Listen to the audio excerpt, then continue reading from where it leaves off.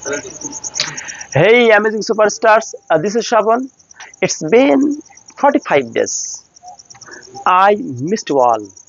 Today we will learn material nouns, বস্তুবাচক বিশেষ্য, words that tells us what things are made of. So let's rock this class with fun and exciting way. আজকে আমি আপনাদেরকে ইংরেজি অত্যন্ত গুরুত্বপূর্ণ বিষয় নিয়ে আলোচনা করতে যাচ্ছি, সেটা হলো ম্যাটেরিয়াল নাউন অর্থাৎ বস্তুবাচক বিশেষ্য। আসলে ম্যাটেরিয়াল নাউন কাকে বলে?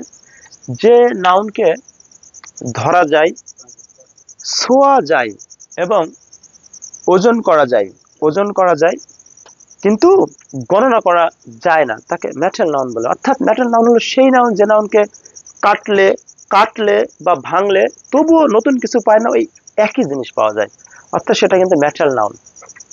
যেমন gold, silver, wood, water, iron, rice এবং cotton.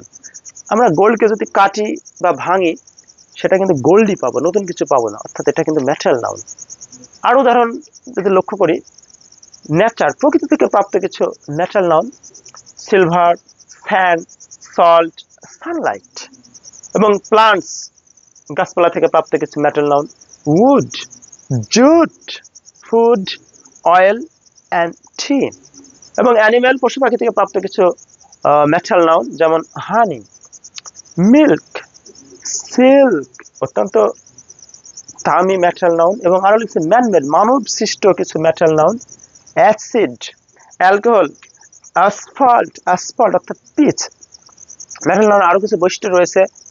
No counting, material noun এটা কিন্তু আনকাউন্টেবল নাউন।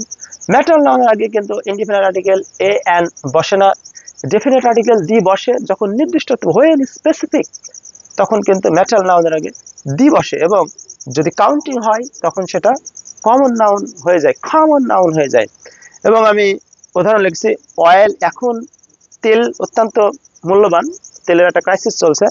তো অয়েল ইজ কস্টলি, তেল খুবই দামি। অয়েল ইজ কস্টলি, তেল খুবই দামি। এখানে অয়েল পদার্থ, তাই এখানে অয়েলটাকে আপনি এটা দিয়ে বিশ্লেষণ করে ধরা যাবে, ছুতে পারবেন, ওজন করতে পারবেন, কিন্তু এই অয়েলটাকে আপনি গুনতে পারবেন না। সুতরাং ইটস আ ম্যাটেরিয়াল নাউন। এবং আমি আরেকটা উদাহরণ লিখছি, the oil in this bottle is costly. আসলে বোতলের ভিতরে অয়েল থাকে। যদি বলি oil, the oil in this bottle is costly, অর্থাৎ এইরকম বটল, কাপ, মগ, জার, এর ভিতরে যদি কোনো অয়েল রাখি তখন সেই বটলগুলো কিন্তু গণা যায়, বোতলের অয়েল তখন। এবং তার আগে কিন্তু নির্দিষ্ট করে বোঝাচ্ছে, এবং তার আগে ডেফিনিট আর্টিকেল দি বসেছে, অর্থাৎ এই অয়েলটা কিন্তু এখানে কমন নাউন। তো আশা করি আজকের এই ম্যাটেরিয়াল নাউনটা আপনারা বুঝতে পেরেছেন। তো সে পর্যন্ত ভালো থাকুন। Till then, it's a good, bye bye, congratulation.